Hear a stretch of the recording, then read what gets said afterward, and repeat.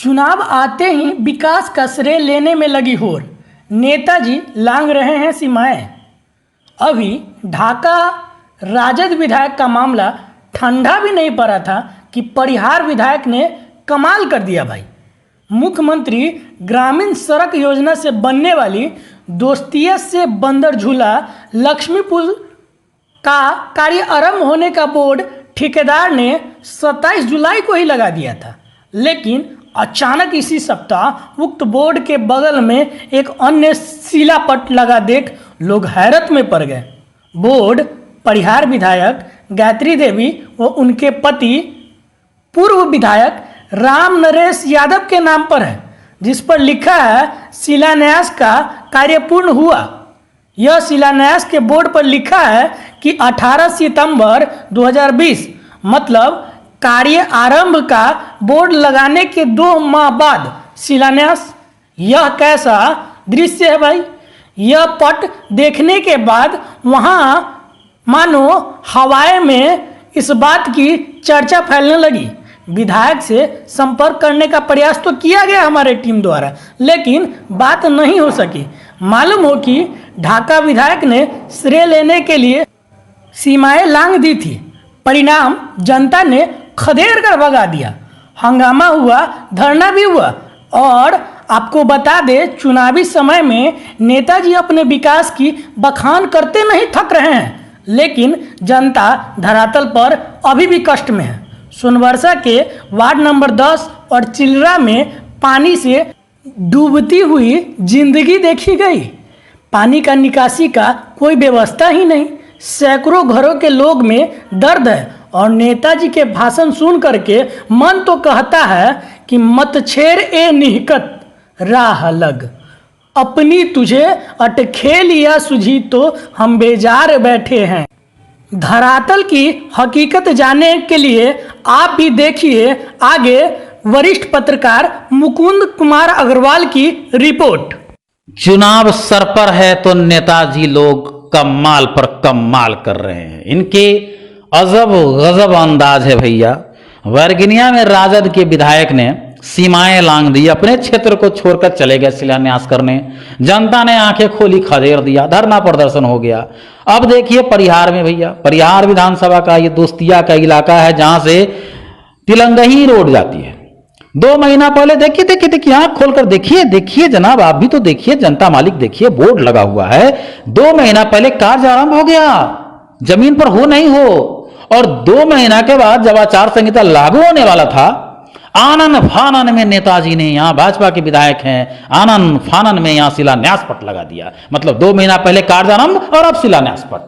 हालांकि सड़क पर हकीकत में धरातल पर अभी तक एक टुकड़ी भी नहीं डाला गया है। ये मेंटेनेंस का काम था, सड़क को दुरुस्त करने का काम था। देखिए चुनाव नजदीक में है, नेताजी लोग कमाल है भैया। सड़क पर से क्षेत्र में जाकर बड़ी बड़ी ढींगे हाँक रहे हैं विकास की, सोशल मीडिया पर आते हैं, अखबारों में विज्ञापन देते हैं, मोटी रकम खर्च करते हैं भैया। 5 साल बीत गया, चुनाव का माहौल आ गया, अब तो घोषणाएं भी हो गई। खूब विज्ञापन दिए, खूब प्रचार कराया विकास का, जनता को भाषण दे रहे हैं, जिन जनता का वोट लिए तमाम बहुत जगह क्षेत्रों में नेताजी लोगों का कमाल है।